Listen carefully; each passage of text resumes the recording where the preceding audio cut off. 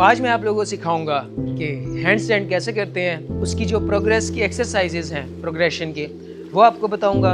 और साथ ही फियर को ओवरकम करने की जो टेक्निक्स है वो आपको बताऊंगा। और साथ में जो हम गलतियां करते हैं डेली जिससे हमारा प्रोग्रेस काफ़ी लो हो जाता है या इंजरी के चांसेस काफ़ी हाई हो जाते हैं, तो वो सब मैं आज आपको इसी वीडियो में बताऊँगा। तो अब मैं आप लोगों को बताने लगा हूँ कि आप अगर घर में अकेले हैं या आपके साथ कोई पार्टनर है तो आप हैंडस्टैंड को जो है ना हैंडस्टैंड कैसे कर सकते हैं। ठीक है, घर में अकेले ही या अगर पार्टनर है आपके साथ तो वो भी अच्छा है। ठीक है, अगर पर दीवार नहीं है, कोई पार्टनर है फिर भी चलेगा। ठीक है, सबसे पहले आपने करना है, लोग क्या मिस्टेक करते हैं, लोग जो हैं वो हैंडस्टैंड ट्राई करते हैं दीवार के साथ ऐसे, और उनकी जो है बैक वो जो है वो दीवार वाली साइड पे होते हैं, ऐसे ट्राई करते हैं। ऐसे आप लोगों ने ट्राई नहीं करना। ठीक है, आप लोगों ने ट्राई करना है बैक साइड पे। जब आपकी बैक इस साइड पे होती है ना, आप जो है आपको डर ज़्यादा लगता है। ठीक है, तो उसमें जो है आपको वो जो बैलेंस होता है, एक जो परफेक्ट हैंड स्टैंड होता है, उस तरह का बैलेंस आपको नहीं मिलता।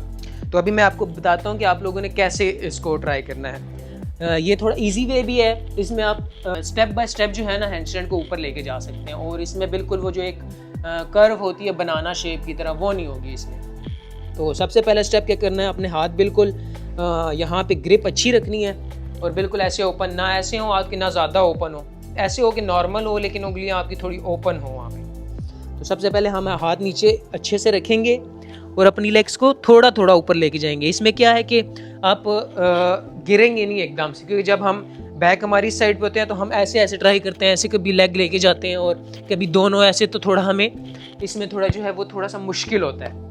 तो इसमें फियर भी काफ़ी लोगों को होता है। तो ये वाला जो है दूसरा ऑपोजिट साइड, ये थोड़ा आसान होता है क्योंकि इसमें स्टेप बाय स्टेप हम लेग्स को ऊपर लेके जा सकते हैं। तो हाथ रखे हमने, ये दोनों, एक टांग रखी ऊपर, फिर दूसरी टांग, ये पहला स्टेप हो गया। तो इसके साथ थोड़ा थोड़ा हम इसको स्टेप बाय स्टेप ऊपर लेके जाएंगे, ऐसे, ये ऐसे।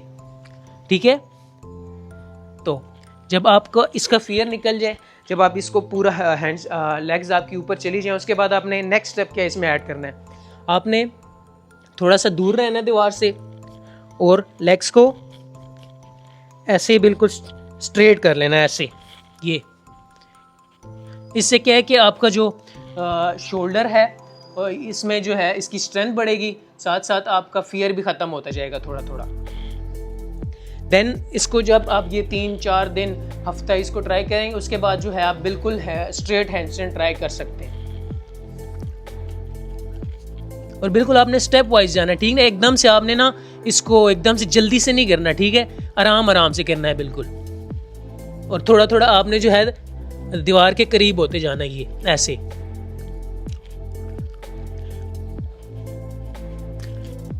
तो अब जैसे आप देख सकते हैं मेरी बॉडी यहाँ पे बिल्कुल स्ट्रेट है। ये आपने जो है यहाँ पे होल्ड करना है डेली। आपने अगर आपका 10 सेकंड है, नेक्स्ट डे आपने 15 सेकंड ट्राई करना है, उसके बाद 30 सेकंड ट्राई करना है। ऐसे डे बाय डे उसको आपने बढ़ाना है, टाइमिंग को बढ़ाना है।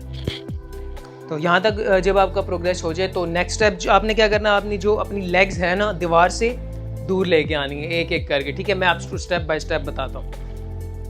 पहले स्टेप बाय स्टेप थोड़ा सा ऊपर जाएंगे।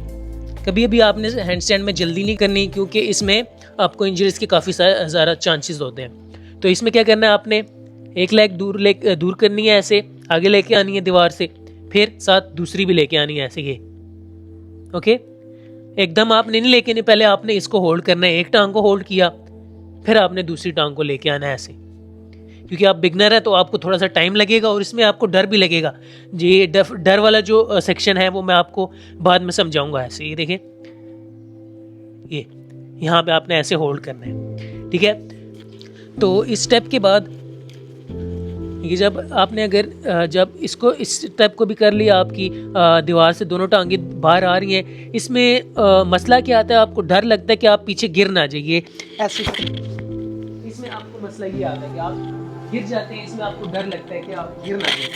तो इसका जो हल है मेरे पास वो ये है कि जैसे आप गिरने लगे ना, मैं आपको करके दिखाता हूँ एक बार। ये आपने यहाँ पे हैंडस्टैंड किया, जैसे आप किसी को ये होता है कि एक लेग आता है दूर होती है दीवार से तो वो गिरने लगते हैं। यहाँ पे आपने एक इंजरी से बचने के लिए क्या करना है, अपने हाथों को बेंड करना है और सर को अंदर ऐसे, ये सिंपल आपने जो है रोल कर लेना। ठीक है, फ्रंट रोल। इससे क्या है कि आपको इंजरी बिल्कुल भी नहीं होगी। सही है, तो इंजरी से बचने के लिए ये बहुत जो अच्छी ट्रिक है या टेक्निक है हैंड स्टैंड को ना, प्रोग्रेस भी इसमें होता रहता है साथ साथ, और इससे जो है वो आपको इंजरी भी नहीं होती। मैं आपको 2-3 बार करके दिखाता हूँ। ये हम गए यहाँ पे हैंड स्टैंड में, ठीक है। जैसे ये लेग आपने दूर किया, गिरने लगे हैं, सर अंदर और फ्रंट रोल, ठीक है।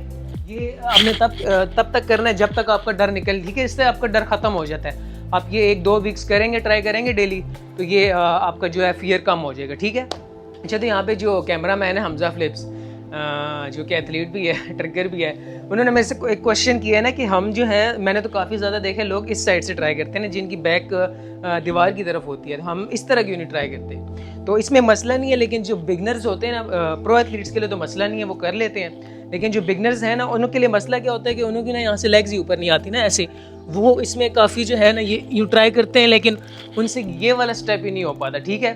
और अगर ये स्टेप हो भी जाए तो उस नेक्स्ट उनको जो है वो क्या मसला आता है, उनको क्या मसला आता है, जब ये स्टेप कर लेते हैं वो लोग, तो वो जैसी कोर को जैसी टाइट करते हैं ना, उनकी लेग्स भारी होती हैं और वो नीचे आ जाती हैं, तो इससे उनका बैलेंस ख़राब रहता है। ये फॉर्म इसलिए जो है हैंडस्टैंड के लिए सही नहीं है। तो अब मैं आपको इसका नेक्स्ट स्टेप बताता हूँ, जिसमें आपको फियर को भी ओवरकम करना सिखाऊंगा और साथ में जो है थोड़ा प्रोग्रेस भी बताऊंगा उसमें, ठीक है ना, कि सपोर्ट के बगैर, वॉल के बगैर आप हैंडस्टैंड कैसे करते हैं। सेम जैसे ही हमने पहला स्टेप किया था, थोड़ी सी लेग्स हम ऊपर लेके जाएंगे यहाँ पे, और यहाँ पे हैंडस्टैंड को सीधा करेंगे ऐसे ही। यह आप तब करेंगे जब आप 1 महीना 1.5 महीना हैंडस्टैंड में अपने शोल्डर में पावर आएगी, उसके बाद आप ये हैंडस्टैंड जो है ट्राई करेंगे विदाउट सपोर्ट।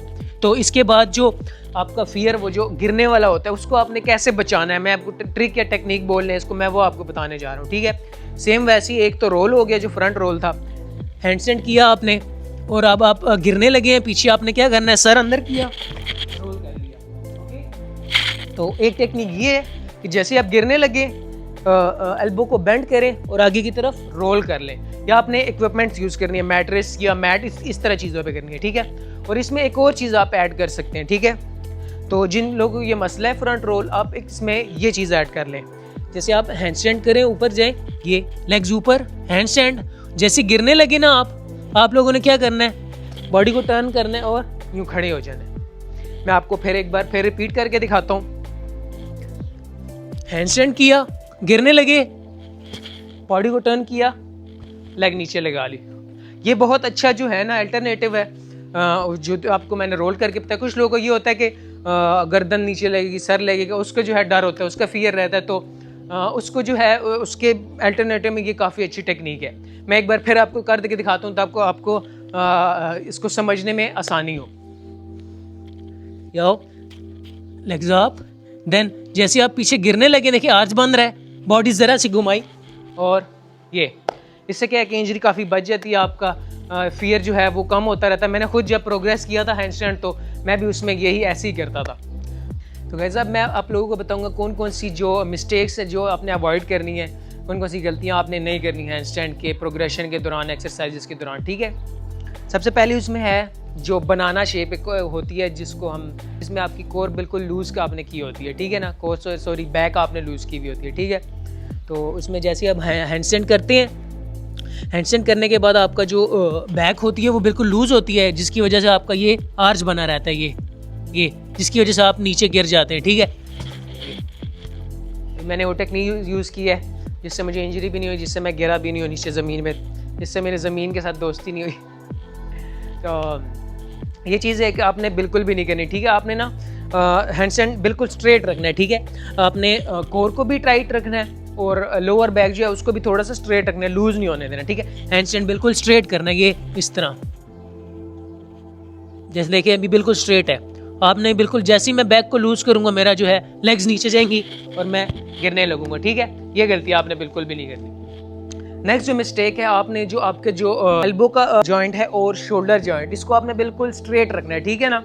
उसको आप अगर बेंड रखेंगे तो उससे क्या आपका जो है वो हैंडस्टैंड बिल्कुल परफेक्ट नहीं होगा, ठीक है। आपने ये मिस्टेक नहीं करनी। अभी जो मैं शुरू में आपको बेंड करके दिखाऊंगा और फिर स्ट्रेट करूंगा, ठीक है। आपको हैंडस्टैंड में फ़र्क नज़र आ जाएगा।